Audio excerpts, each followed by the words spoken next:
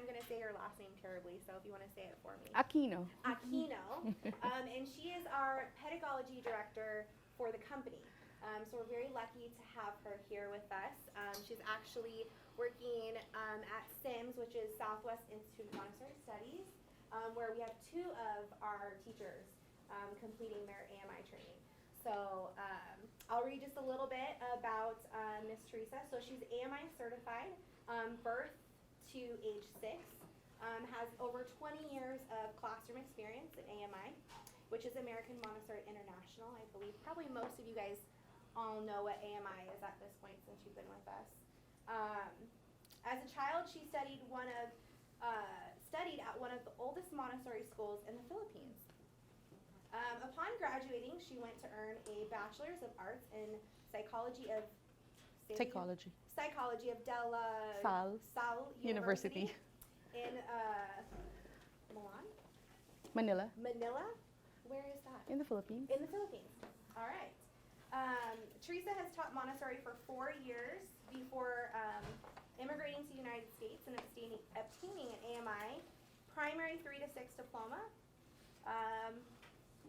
in training. She later obtained her AMI assistant to infancy, which is 0 to 3, in Denver. And then she came to us. And we're very lucky to have her. So right now she's finishing up, and then you'll be leaving Thursday for Seattle for the refresher course. So, and she'll be going to the AMI International refresher course they offer throughout the year. So I'll let you take over. And we're a pleasure to have you. Thank you. We're very excited to have your knowledge. Thank you very much. So you guys can welcome Ms. Teresa. Thank you. I am so thankful to see all of you here. I know you have very busy lives, so for you to take this night and spend it with us for a couple of hours, I really am very thankful.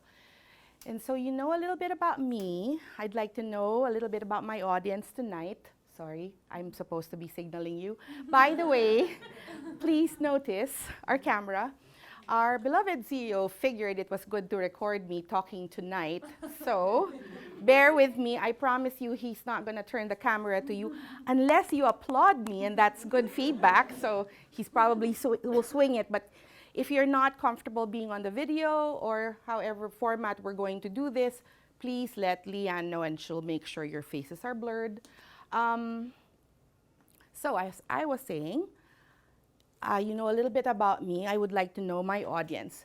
Would you please raise your hand if you have a child in the nido, an infant? Raise your hand. Okay. Please raise your hand if you have children who are toddler age. Okay. And then 3 to 6. Okay, even number. Great. So, you ready to begin? All right. I called this evening The Way We Do the Things We Do because when I was preparing this talk for another school, that song was playing in my radio, and so I was like, oh, it's actually what it is all about. Why do we do the things we do? And so let me start with Montessori education and its purpose. Dr. Montessori believed that no human being is educated by another person. He must do it himself or it will never be done.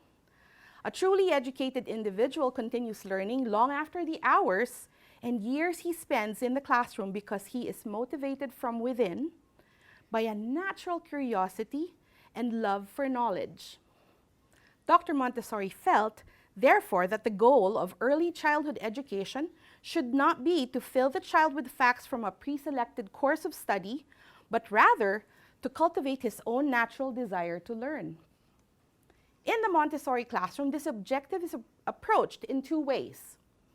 First, by allowing the child to experience the excitement of learning by his own choice, rather than by being forced.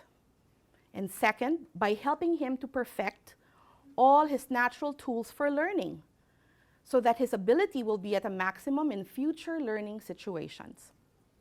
The Montessori materials, some of which are over here at this table, have this dual long-range purpose in addition to their immediate purpose of giving specific information to the child. Did you know that your children have special powers? No, it's not the kind that go like this. I've been practicing that move. It's not that, not that. One of them is called the absorbent mind. The absorbent mind is present in the child from birth till 6 years old.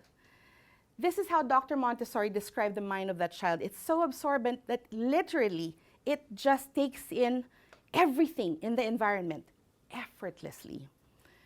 This process is best seen in the way a toddler learns language. Just one day, mama, dada. My favorite story is the first word that a former student had. The first word uttered was exercise.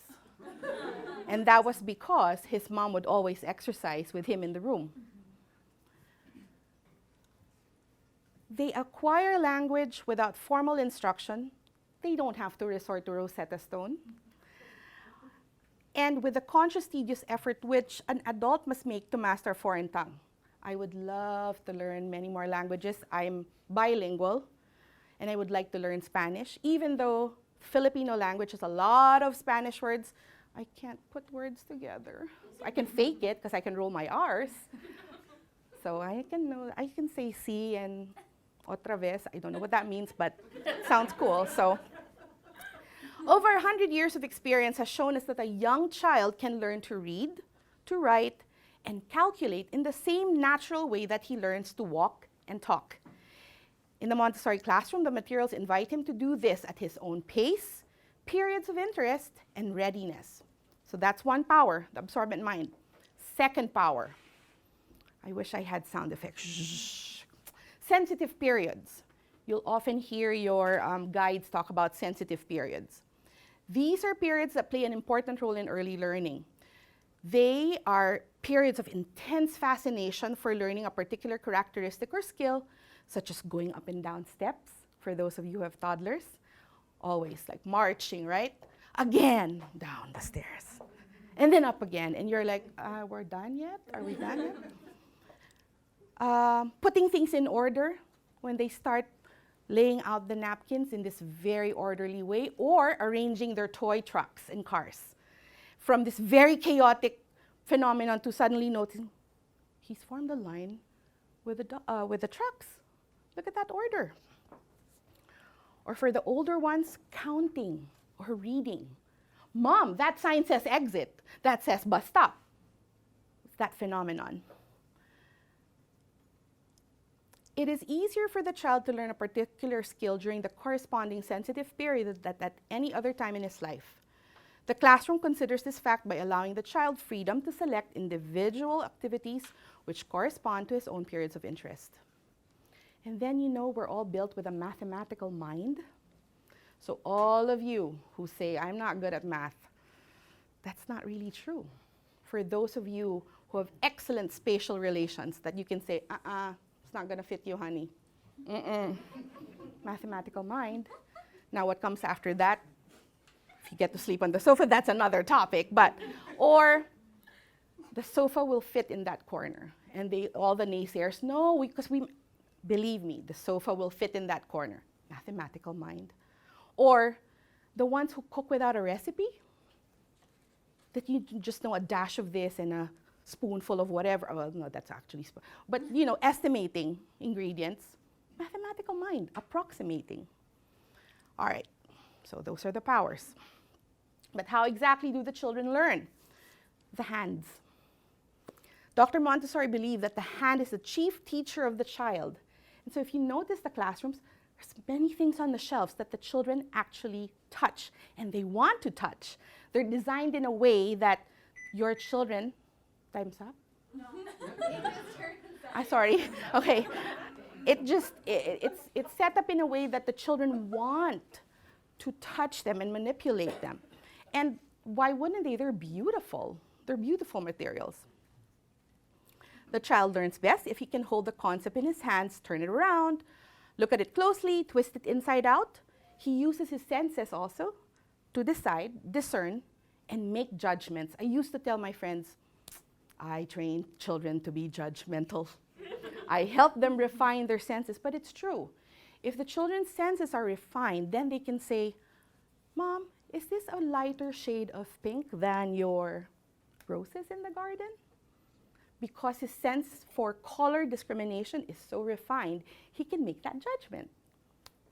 Good judgment, right? Another thing, movement. It's a very important component. Dr. Montessori believed that the spontaneous activity is key to helping children acquire information and learn. An infant does not learn to slither or crawl without first learning that his fingers and hands can cause an effect. For example, we give this to a young infant. When they shake it, oh, there's a sound. So if I do this with my hand, I can cause an effect. If we had the mobile that has the ribbon with a ring, a bell suspended, if they bat it, that bell will ring and they'll go, oh, I can cause an action. That's a major development for that infant.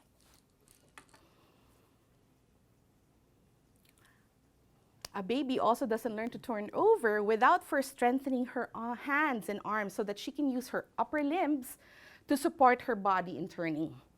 If I had more courage tonight, I would actually demonstrate how a baby learns to turn over, but I don't think we need to capture that on camera. For the toddler and the primary age child, they participate in taking materials from the shelves in their chosen workspace. You don't see rows of chairs, right, where the children sit all day like this. You actually see the children moving, interacting with each other. And then they're responsible. Is she okay? Yeah. And they're responsible for returning the materials back to the shelf. Now, will toddlers be able to do that right away? No, they build up to that. And the guides know that we don't need to correct them because soon they'll learn that, oh, this belongs here, so I'll put it back on the shelf. But it's modeled, definitely. But in order to learn, there must be concentration. Yes, I said concentration. Even babies can concentrate. Did you know that? How many of you have babies at home? Raise your hand. Have you ever seen them staring intently at an object?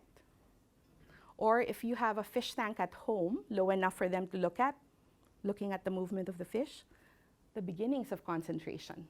That's a concentration at that level.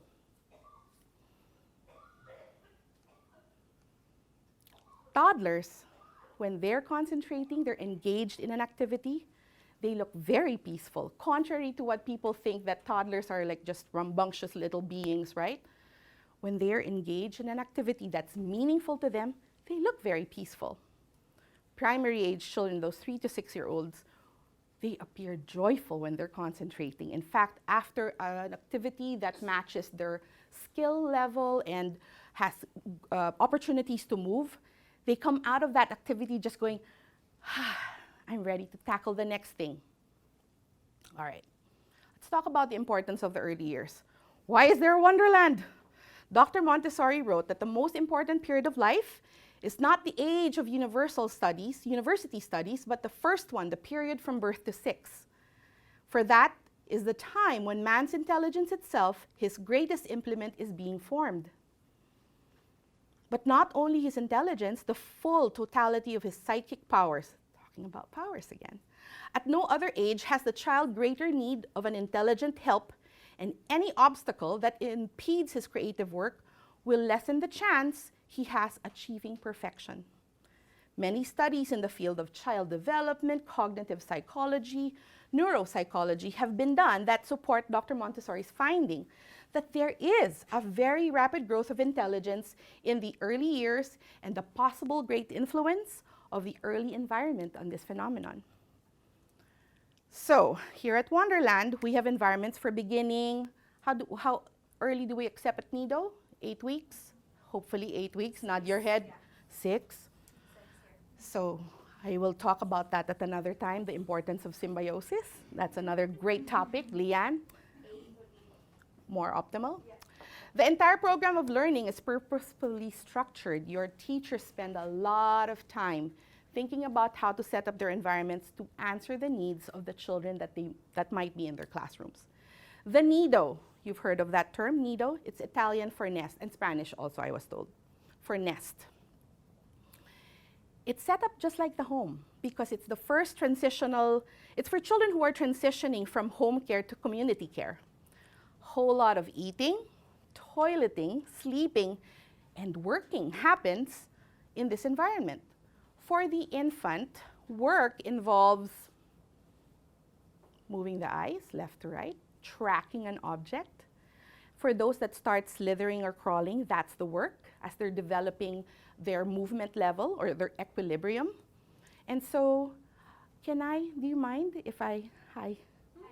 Your experience when you came for the baby observation? Yeah. And what was work like for your daughter? So, I'm blanking out on your first name, sorry. Elizabeth came to the training center because she has an infant, and we invited her for her baby to be observed by 25 adults. The adult was not observed, only the baby. So you can imagine a room like this, 25 adults with notebooks furiously writing whenever Harlow scooted or turned or winked. Anything, even when she was sleeping, they were taking notes about, I guess, what movements were voluntary or reflex. Yes. Yeah. And so all of that, when the movements become more, what is the word I'm thinking about? Controlled or intentional, then it's not a reflex anymore. That's the work of that infant. For the infant community, that's what we call the toddler classroom. It introduces toddlers to a group setting where young human beings learn to interact with each other, including test limits, of course, live in a shared space and exercise their communication skills, whether it's verbal, no, or nonverbal, shove. It's both. They're still learning. They're still acquiring that skill. For the primary age child, that child builds upon the various acquisitions from infancy and toddlerhood, and then uses these skills for acquiring skills like writing, reading, and arithmetic, effortlessly again. This child has the advantage of beginning his education without drudgery, boredom, or discouragement. Children in a Montessori school pursue individual interests before they gain an early enthusiasm for learning, which is the key to become truly educated people. Another feature you will see in the classroom, mixed ages. Have you ever wondered why mixed ages? You know we have mixed ages, right? Okay. So when I talk about 3 to 6, it's really 3, 4s, and 5s and 6-year-olds. And for some who come from a traditional background, that's like, what are you talking about? Why are you mixing? It's going to be chaotic. In fact, the opposite.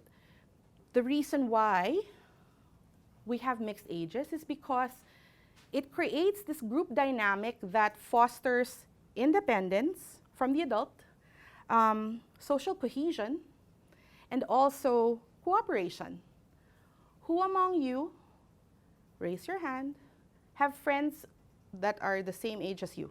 Only friends, same age. Am I asking that question correctly? Sorry, my English is shutting down at this hour. You're gonna have to learn Filipino soon. No, but like, who among you have friends that are the same age as you? Your friends are only the same. I'm 27, so all my friends are 27 years old. No, right? Everyone has a mixed age group, right? So if we look again at Dr. Montessori's point of education for life, mixed ages in the learning continuum makes more sense if they're to adapt to life. And then you look at the environment. Oh, wait, here's the added bonus for mixed ages. In this day and age of being very aware about bullying, that hardly happens in a Montessori classroom. In my 17 years of experience in the classroom, I've never had any bullying. And it's because those third-year students, or the oldest ones in the group, know exactly how it feels to be the youngest, the smallest, the most vulnerable. That in fact, when your youngest student in a primary classroom, for example, starts to cry for his mom, they all go, it's okay, your mom's gonna come back, promise. She's gonna come back. If she says she's gonna be back, she's gonna be back. Come, have some water, here's some tissues. It's very natural, it's very spontaneous. Why? Because when they were the youngest one, someone else came and did the same thing and extended that courtesy and that care to them. Let's look at the classroom. When one looks at the arrangement of furniture in the classroom, one gets the sense right away that movement is encouraged. Like I was saying, there's not like these rows of chairs, because you guys can't move. You just have to listen to me. You're not learning anything. No, but there's a lot of movement involved in the classroom. In fact, when your teachers set up their environment, they consider the flow of movement in the classroom. A typical classroom will always have a busy hum of activity because the use of the materials involve many motions: walking, carrying, pouring, speaking, and particularly in the involvement of the use of the hands. All activities, however, guided by a respect for the adults and the peers, and a respect for the work of others, and a respect for the materials themselves. No child can just go grab something and, like, if I were to get this knob cylinder and throw it on the floor. That can happen, but that's processed by the adulting. We go, noted, throw things on the floor. Let's have a conversation at another time. And then they start preparing, like anticipating if that child throws again, and let's do this. So. Dr. Montessori never equated goodness with silence and immobility, which you're all doing right now tremendously well. Self-discipline, she felt, should be acquired gradually through engagement in meaningful work. When a child becomes vitally interested in a particular classroom activity, his behavior almost always changes and matures. If a child misbehaves, the guide usually helps him to select work which will more fully absorb his attention. So, if the materials are to be challenging enough to provoke a learning response, it must be properly matched to the standard which an individual child has already developed in his past experience. This experience is so varied that the most satisfying choice can usually be made only by the child himself. The Montessori classroom offers him the opportunity to choose from a wide variety of carefully sequenced materials. The child can grow as his interests lead him from one level of complexity to another. Having mixed ages, like I said, permits the younger children a graded series of models for imitation, and the older ones an opportunity to reinforce their own knowledge by helping the younger ones.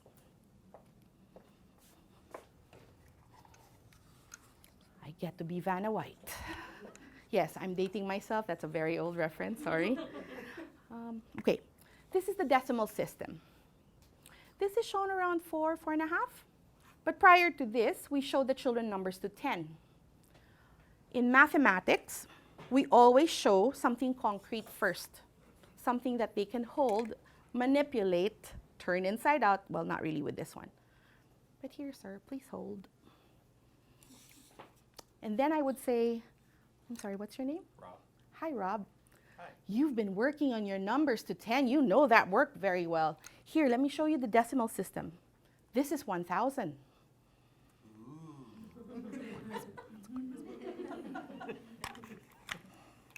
See, that's why I chose Rob. This is 1 unit.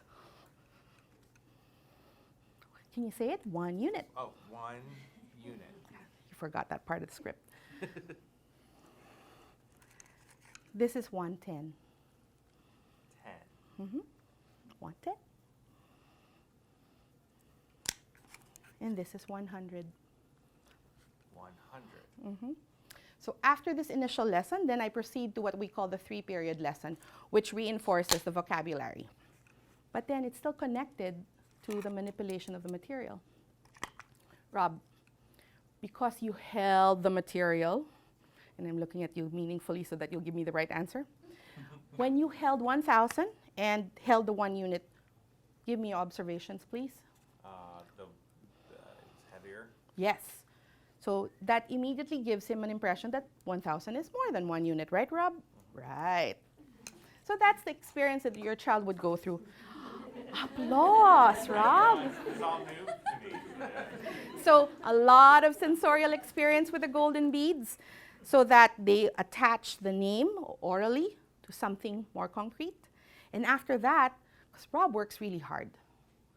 So I observe that Rob's been working hard on this. He has the language. Guess what happens next? I get to show him symbols.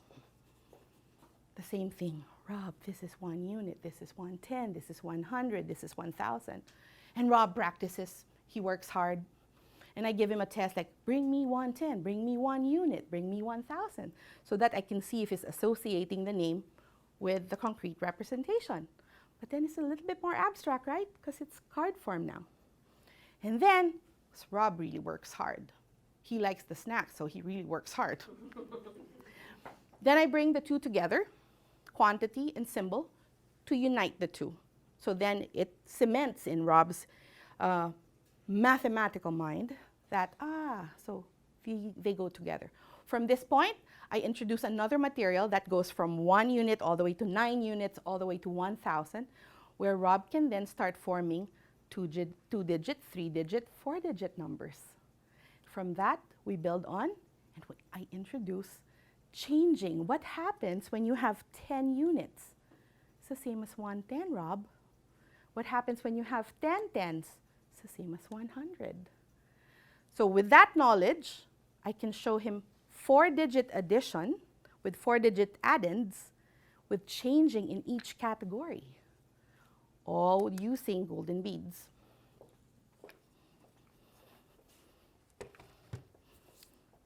Something that we can manipulate for, let's go back to the other extreme. You know what this is for? Rattle. But also for that child who's starting to crawl or slither, more like slither, to encourage movement. So it rolls. So the child will go, oh, I want to get that.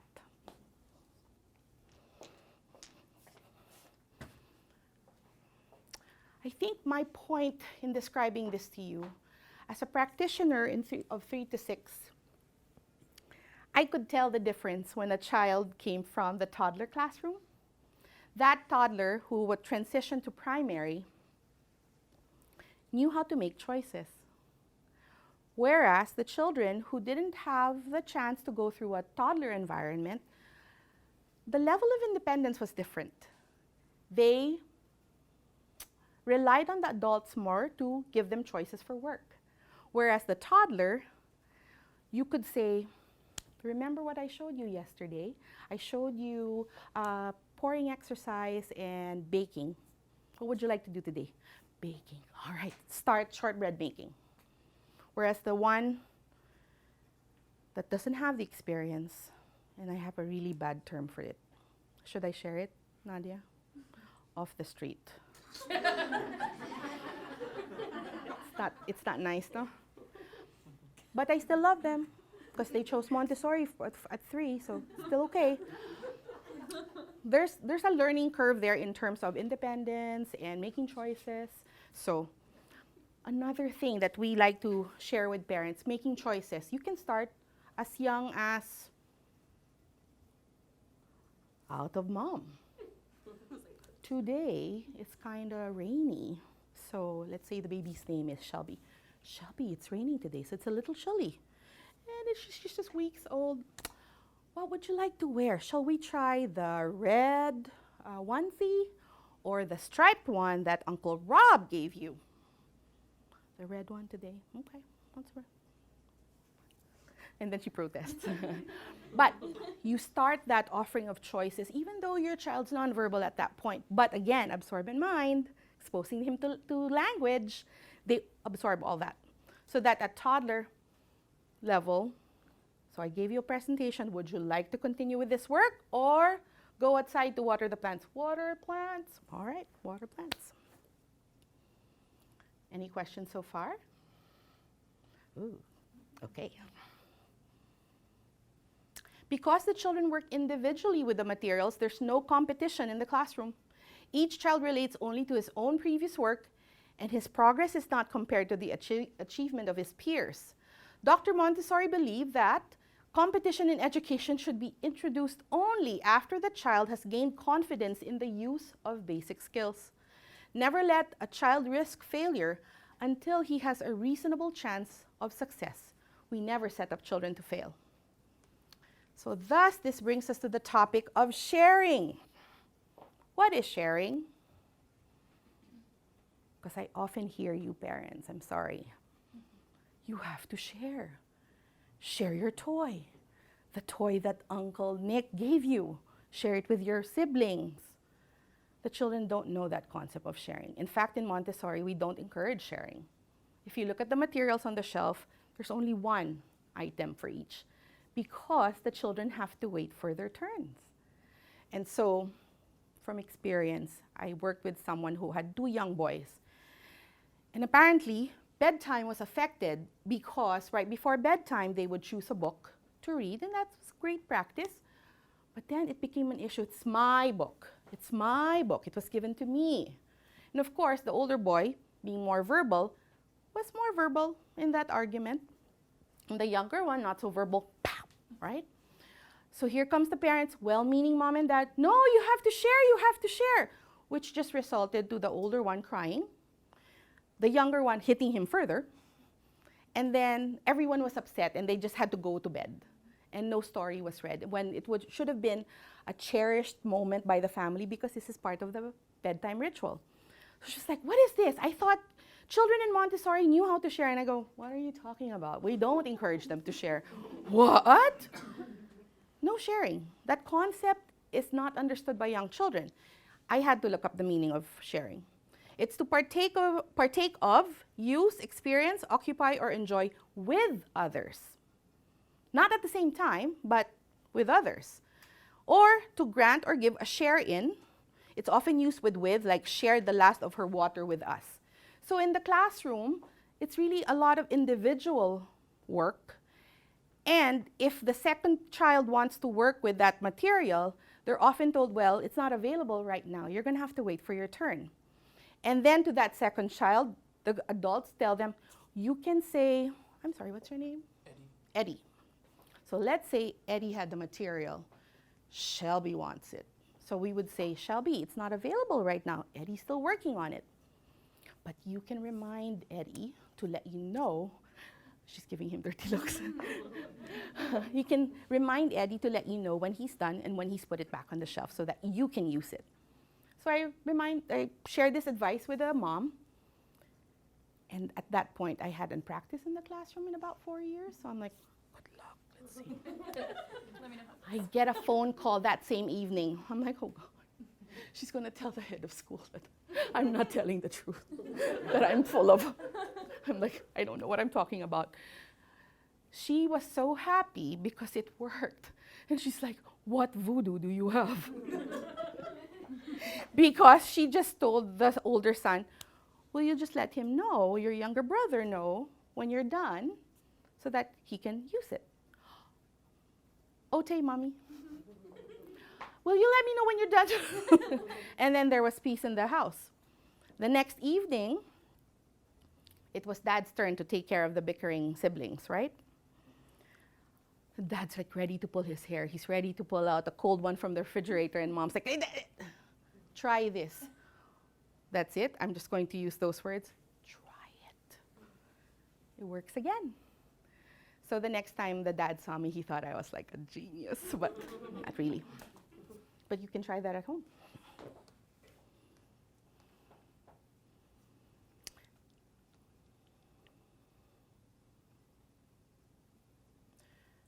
Due to the individualistic nature of the activities in the classroom, the no sharing policy comes naturally.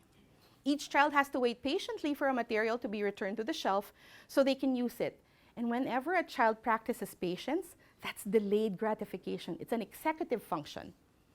So, as young as toddlers, they learn how to do that. And they have the capacity to do it. The material, when it's used, has to be returned clean, orderly, components of it all complete for the next person. What does this encourage? Social cohesion, social development, maturation, self-control, consideration for others, and a sense of responsibility towards the community.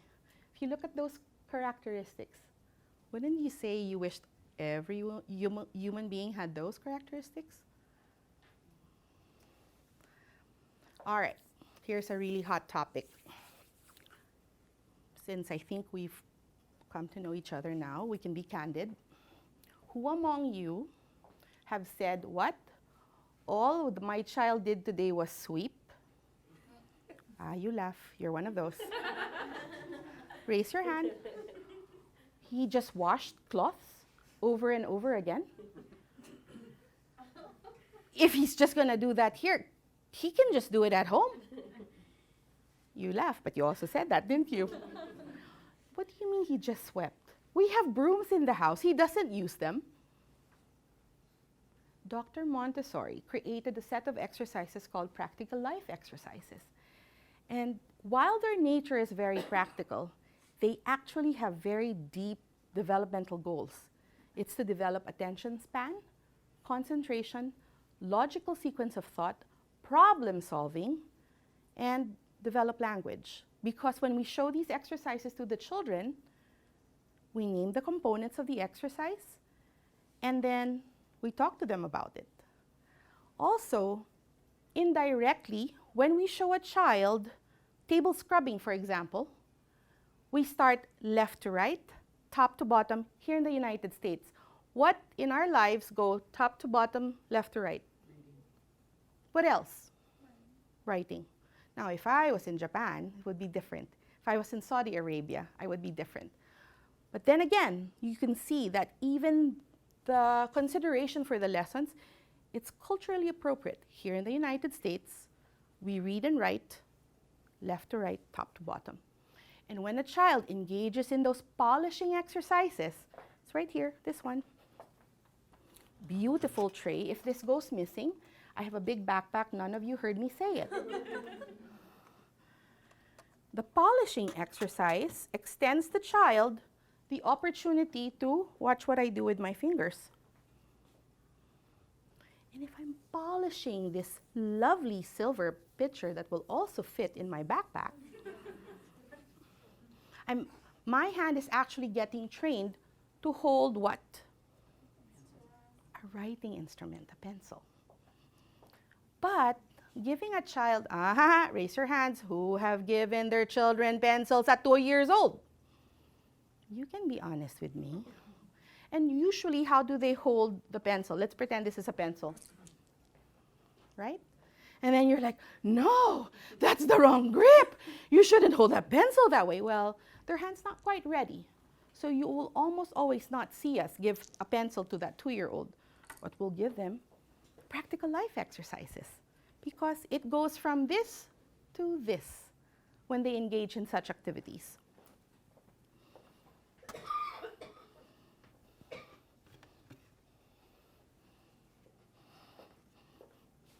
Dust broom and dustpan. This has a beginning, a middle, and an end when we're reading books. Hopefully you're choosing books that have a beginning, a middle, and an end. Then they learn logical sequence of thought. Oh, there's a mess.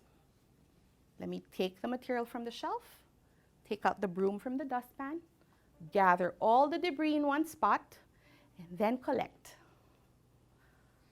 Wait, water spilled. What do I do now? Miss Nadia showed me that we have mops in the classroom, but which ones do I do? Which one do I do first, mop or sweep? Problem solving. Again, the opportunity.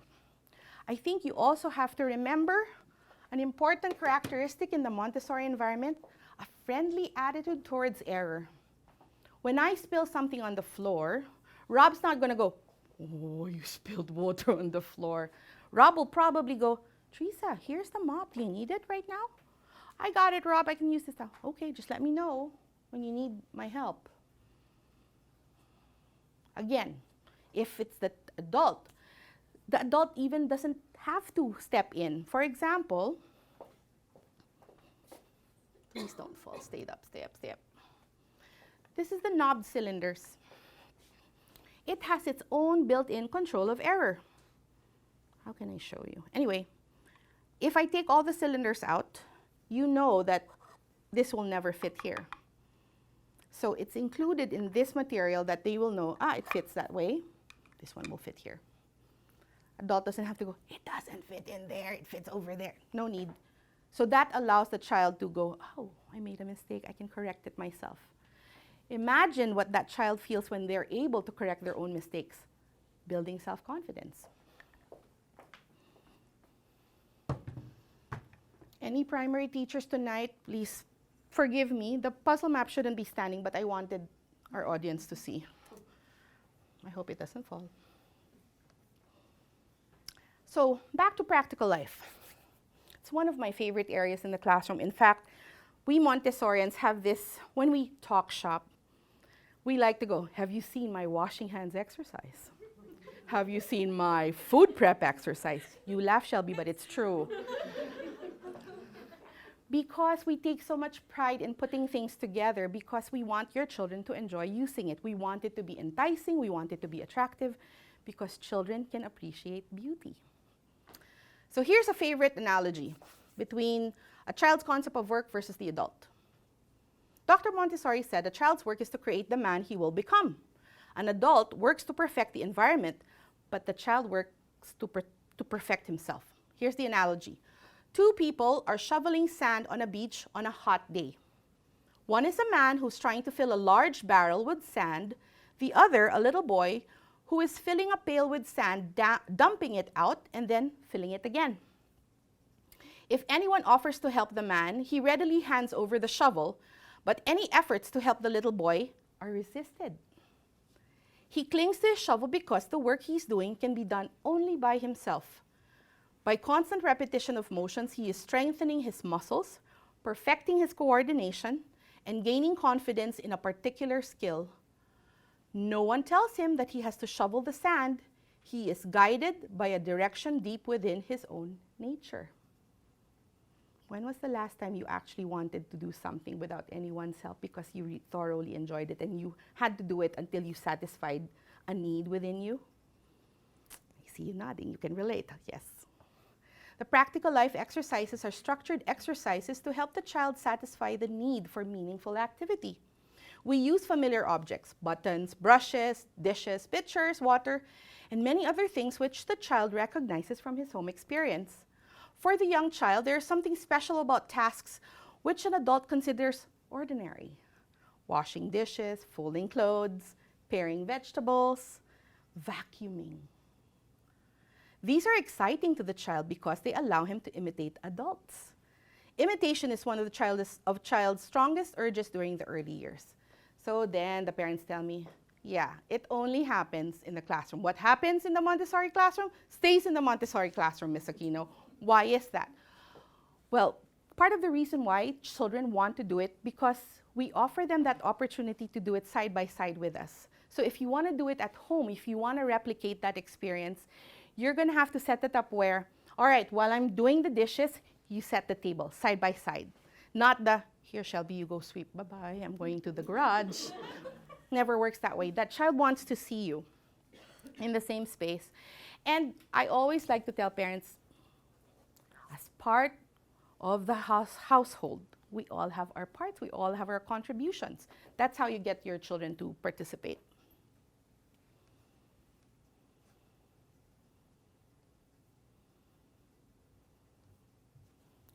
I've come to my conclusion. Dr. Montessori's objective was never early learning or advanced learning. Please don't tell me that you came to Montessori because you heard from a pediatrician. They do very advanced things in Montessori. Please don't. Her ideal was only that the learning experience should occur naturally and joyfully at the proper moment for each individual child. It is true we cannot make a genius. We can only give each individual the chance to fulfill his potential possibilities to become an independent, secure, and a balanced human being. But not everyone can be a doctor, a lawyer, an artist, a teacher, or a postal worker, nor does everyone want to be the same as the next person. If we as adults around the child can respect the individual interests and aptitudes of the child and provide the best conditions for their development, we would see more children absorb many more useful skills and acquire hobbies of lifelong interest. Some of them may even become a Montessori teacher. The habits and skills that a child develops in a Montessori classroom are good for a lifetime, especially if they're reinforced at home. They will help him to work more efficiently, to relate to others appropriately, to contribute to society, to have joy, and to be joyful. If he is in a stimulating environment, whether home or school, his self-education, which is the only real education, will continue. Dr. Montessori believed that establishing lasting peace is the work of education all politics can do is keep us out of war.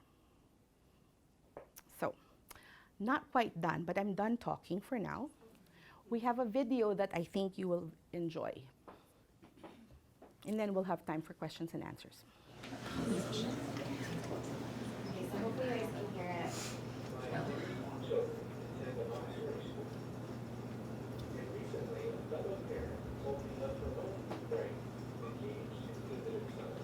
It's all the sound I got, sorry.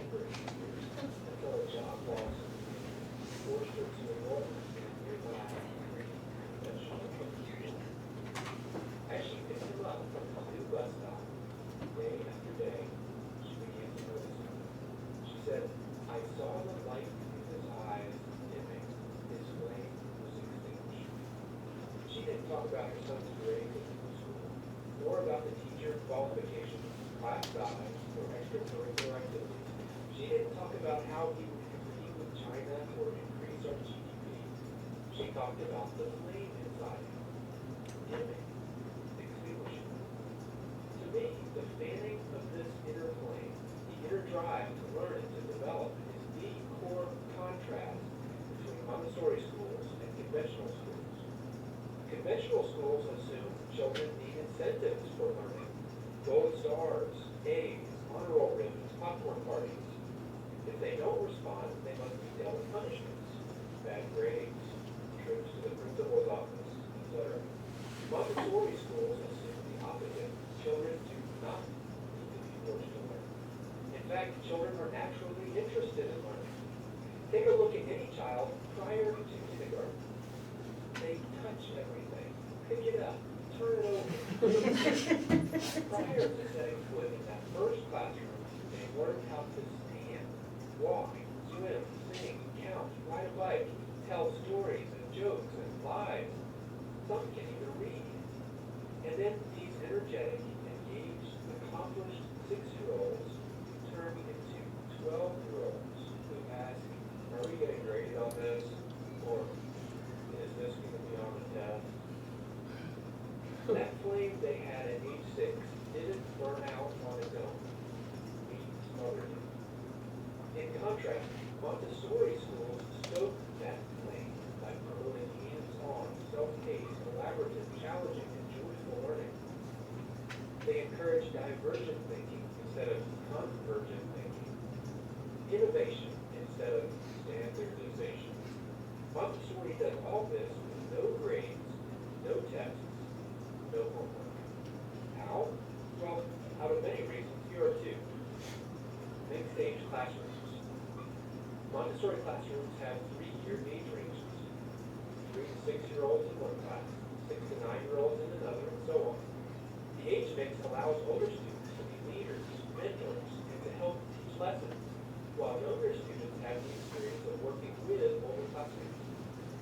The teacher does not stand at the front delivering the same information to 30 children while trying to keep all of them on the same page. Instead, the teacher moves around the room, working with students, one-on-one or in small groups. The age mix allows a child working on, for example, addition, to sit near another student working on multiplication. Each can see not only what they'll be doing in the near future and where they've been in the past, but why they're learning what they're learning and how it fits into the big picture. Seeing the big picture allows students to take ownership of their learning, a critical element in fostering each child's natural learning desire. Which leads to point 2, grabbing that student's interest while it's hot. A Montessori teacher told me about an 8-year-old girl in her class interested in long division. After demonstrating some examples, the teacher watched the girl create her own simple division problem. But after finding the quotient, the girl added another digit to the dividend, and another, and continued the calculation into the hundreds, thousands, then 10,000s, 100,000s, then millions, billions, trillions. As the calculations began to near the bottom of the page, the teacher, thinking quickly, brought over more paper and some tape. Hours later, when the girl decided she was done, there were so many sheets of paper taped to each other that when the teacher takes the first one to the ceiling, the last one hung all the way to the floor. Children in Montessori follow their interests wherever that passion leads, however quickly it leads them, regardless of what other students in the class are working on. Can you imagine this little girl having any problem whatsoever with calculus in high school, when she already does ceiling to floor long division problems at 18? Can you imagine the look in her eyes when her mom picks her up from school? Montessori is the best method of schooling I have found for children to joyfully and effectively learn independence, responsibility, self-discipline, leadership, initiative, strong academics, and a lifetime love of learning. I urge you to visit the Montessori classroom and see for yourself. Sit in a class for 30 minutes. See the light in the children's eyes.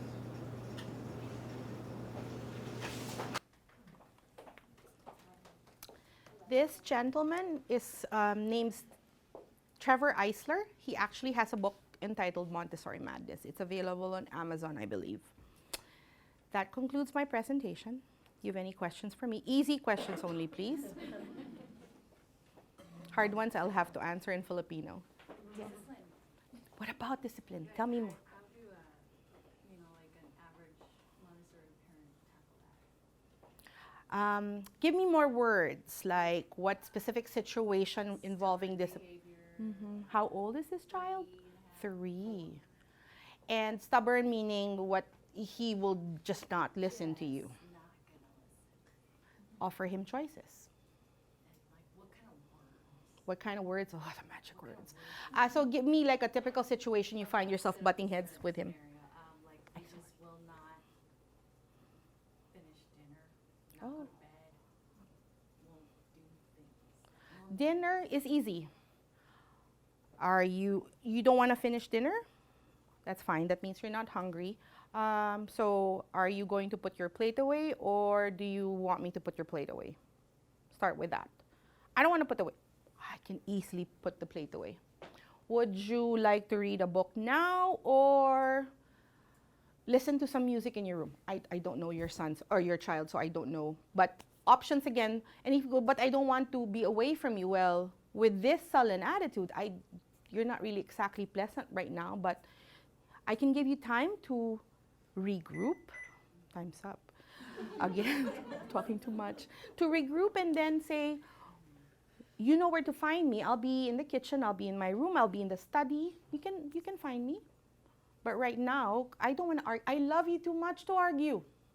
So I'll give you some time. I'll be in the study, I'll be in the kitchen washing dishes. When you're ready to join me, let me know.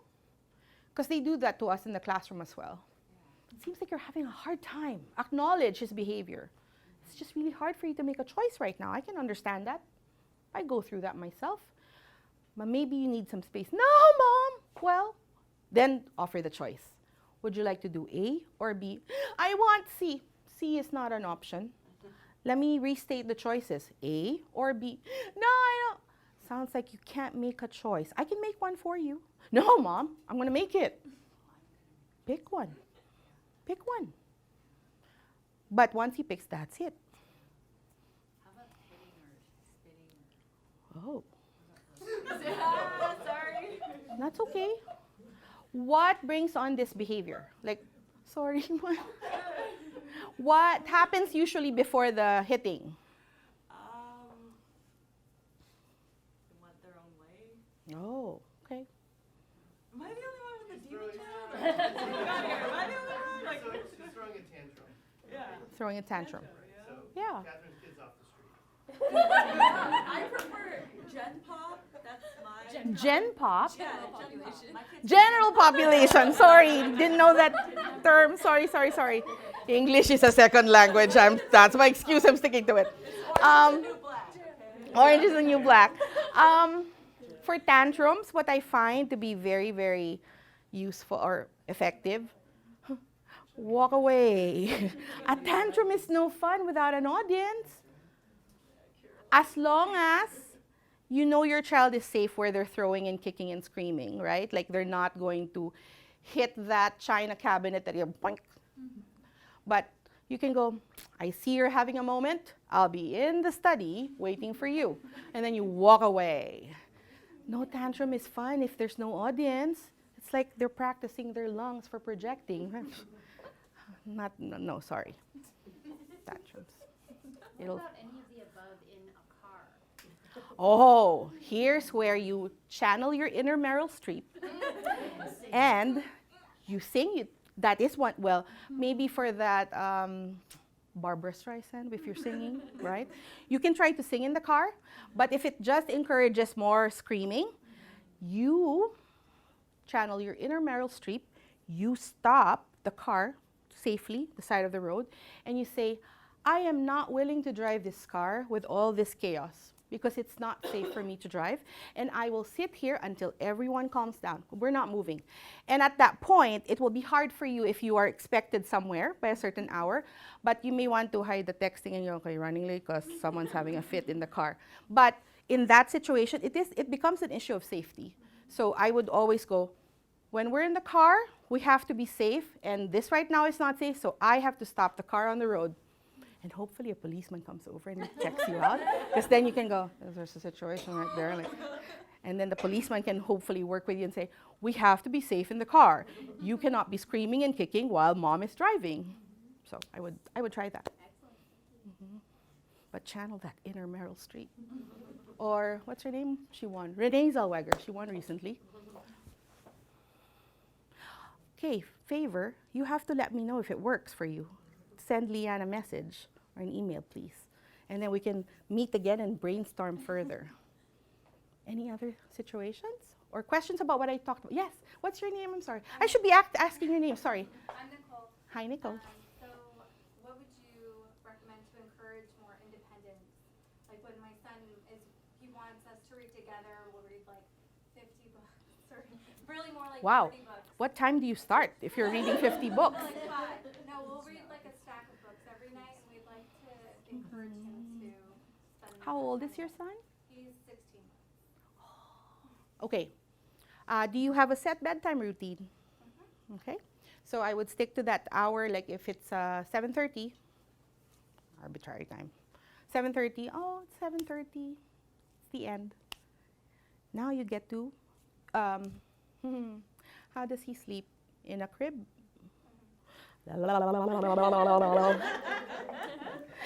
We don't like containers for babies.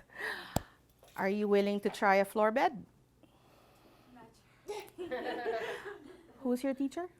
Carrie Lynn. Carolyn. Oh, sorry, Carolyn's not here. I will save that conversation for you and Carolyn. But one reason that a floor bed works because then you can say, what's your son's name? Asher. Look, right beside your bed is a bookshelf or a basket of books. If you want to continue reading, go ahead. But mom and dad will now go on to the next thing.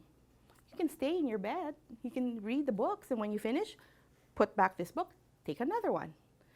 And so it's also like the tapping to sleep. They get used to that tapping, and then they can't regulate their own body. In the same manner, if he has access to those books, and he'll get tired. Of course, my assumption is before that you've had a full day with Ashley, he will get tired. Yeah. So, yeah. What if they protest that? They will protest that? What do you think if they do? I'm just wondering in a Well, scenario of like yeah, I won't take it against your children to test limits. And that's where you channel your inner Meryl Streep again and go, I see. Appear sympathetic. Acknowledge what they're doing. I know you want more time, but time's up. It's time for mom and dad now to clean the kitchen. And it's time for you because, and you name an arbitrary hour. It's 9:32. I don't know. It's time for you to be in bed. You can have your book, but you have to stay in bed. Have a good sleep. Bye-bye. Walk away. But the trick is to remain calm. Yes. Well, I kind of piggyback on hers. We're transitioning very soon from a crib to a floor bed. With the Yes. What is the, so, okay, so now she's going to be, my girls are 17 months apart. So when the baby is 6 months, they're going to be in the same room together. So that's when we're going to put the older one, she'll be 2, on the floor bed. What is that transition like from the crib to the floor bed? And like, how do I keep her from not burning the house down in the middle of the night? Are there things in the house that she can use to burn the house down? I'm hoping the answer is no. We're pretty baby-proof, but Baby like, proof, okay. or like, Are you concerned that your mobile child will disturb the non-mobile child? that and me, like, could keep coming in, like, I just, like, how is that gonna go? You can build up to, oh look, it's how many more days till we go to a floor bed. Generate the excitement. And let's prepare your floor bed. Let's get your sheets out. Let's get your pillow. Involve her in her two daughters. Involve her in the preparation of her sleeping area, because that's her space. Generate that excitement. Yeah. There you go.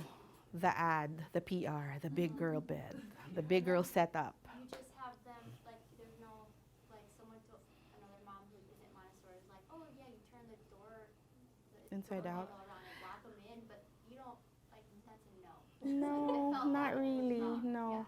And I would use observation, your observation skills. If they're not quite ready to be left alone, then you have to set up some structure there for sure, yeah.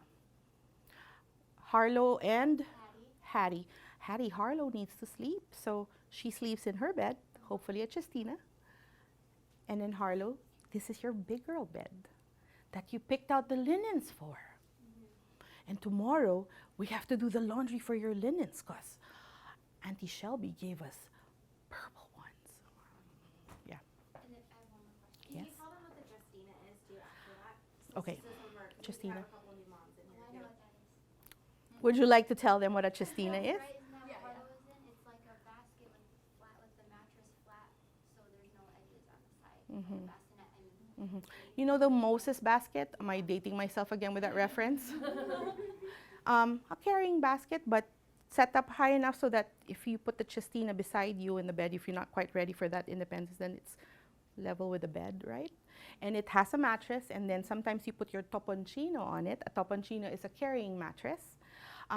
It gives the mom and the dad some independence because the baby's scent will be on the toponcino. Or if you're, sorry, the mom's scent is on the toponcino, so the baby will think that it's still mom holding, because when they smell the fabric, it smells of mom. So allows you to take a quick shower, use the bathroom, things like that. Does that help?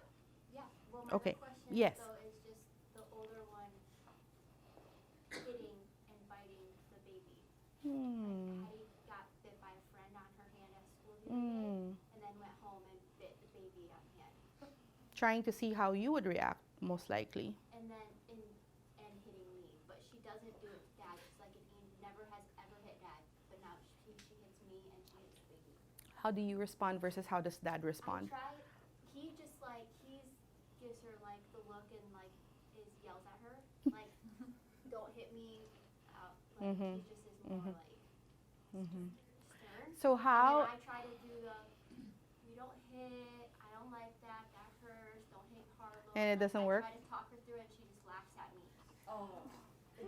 Yeah, she giggles. Look at the responses of the other moms. Wow. And then she'll do When it they again. laugh at you. Yeah. Oh, I just wanna. And then her dad will just kind of be standing back watching the whole thing. And he's like And then- giggling. And then he's like, and then he'll, crack down on her, and then she'll stop. But she laughs at me. She's Um, 20 months. I'm like, So for the one that hits, anticipate when she's gonna hit, and you do your Mr. Miyagi and hup, hold that hand. No, you don't get to do that to mom. No. If you need my attention, if you need something from me, use your words. Tell me, were you wanting something from me? Hold her hand, and she, nope, we're not gonna hit. We use our words. I'll let you go, but do not hit me, and be serious. And if she starts laughing, whoa, you're not quite ready for me to let your hand go. I think she needs to be reminded that you can set limits with her as well. Lovingly, all comes from love, so try that. Hi. Hi. So in the infant room, are there no cribs? Oh, I didn't even know that. So we have a baby. Next topic, Leanne, we'll do observation. Okay, so what do they sleep in? A floor bed. Oh, like a little mat or So something? it's like a mattress just on the floor. We have cribs in there, but we don't use them. They're only for emergency cribs. They're used to carry the babies for drills, evacuation Yeah. drills. Gotcha. Mhm. And we're allowed by the state of Arizona to use floor beds?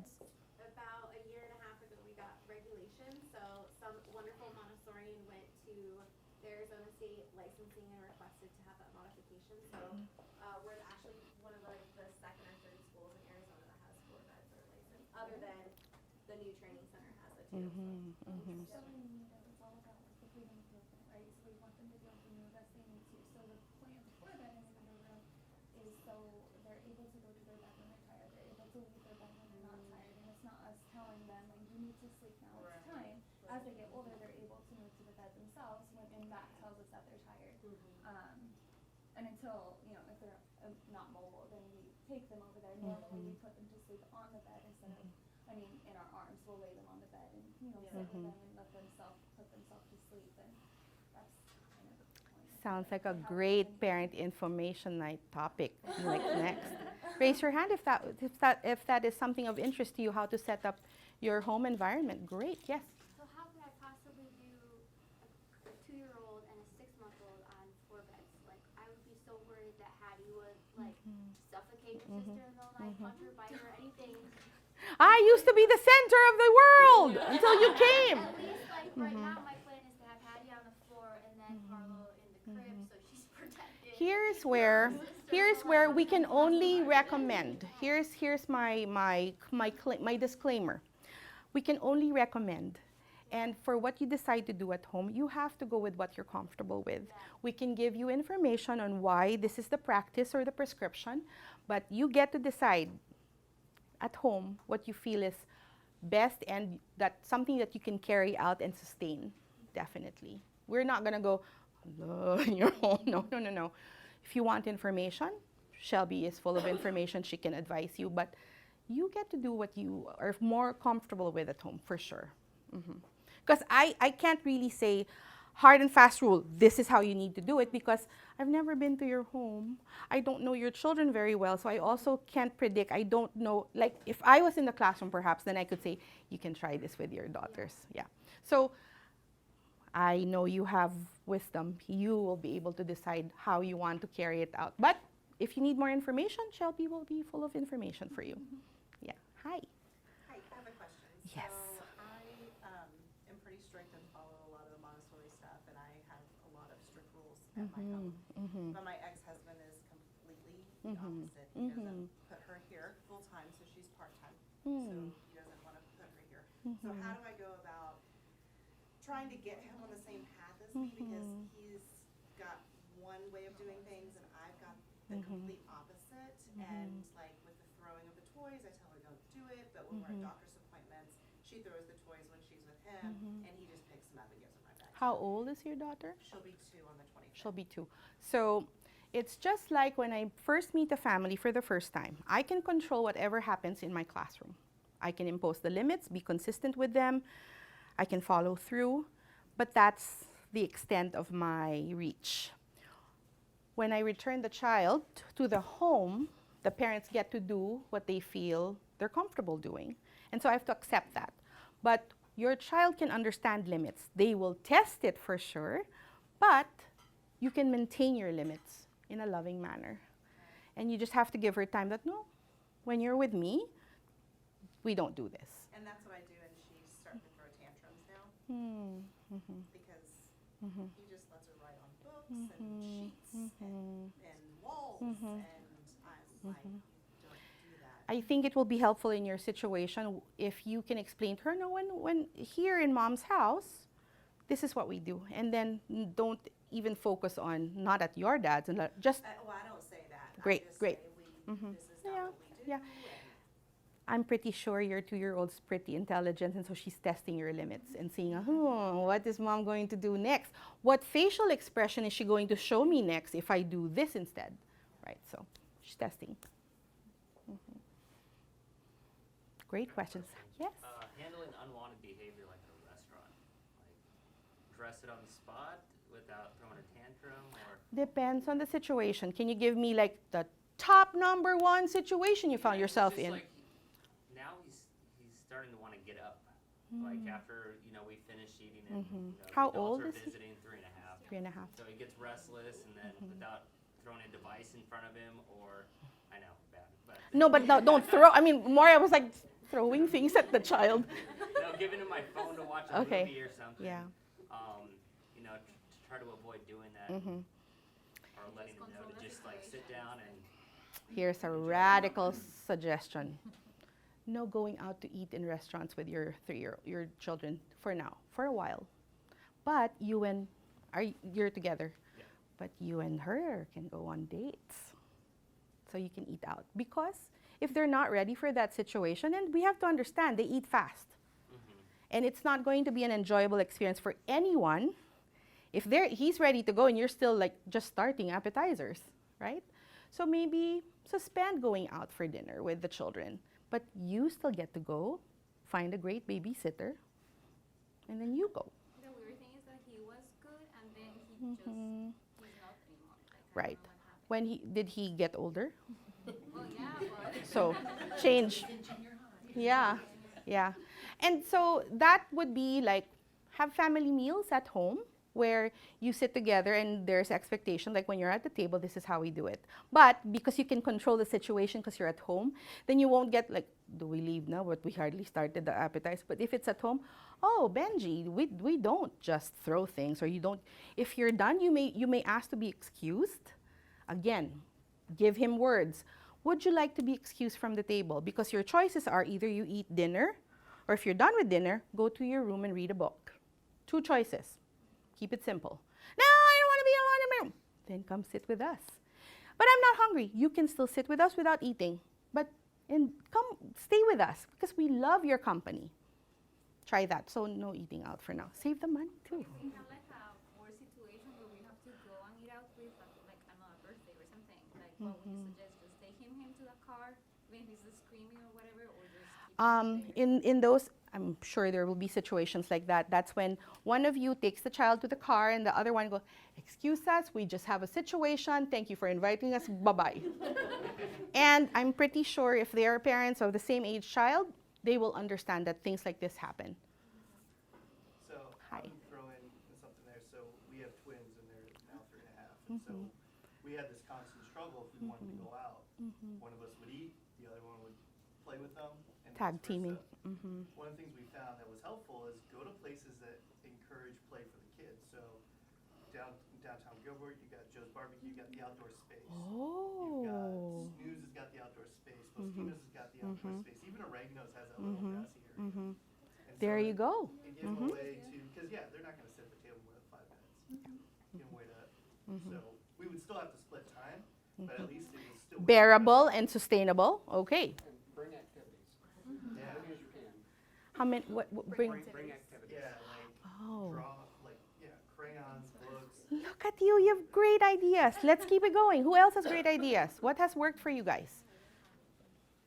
What? No, yeah. Expectations before you go into the restaurant. Oh, there you go. And I'll tell you, my son's he's 6.5 and he just started eating normally at a restaurant. So it's taken, Normally. but it's taken some time in setting the expectations. I feel like if you have to go in that situation, it's great. No kid wants to be at a restaurant with their parents for too long. I still don't want to do this. Yes. ADD, stuff like that. When in your experience have you found that to occur? Like, I So- feel like 3 might be too young, but when does So that when start? I talk to parents about my observations of certain behaviors that make me go, I always tell the parents, we trained teachers are not specialists. We're trained to use the materials, to show the children how to use the materials, but we're also trained to be keen observers.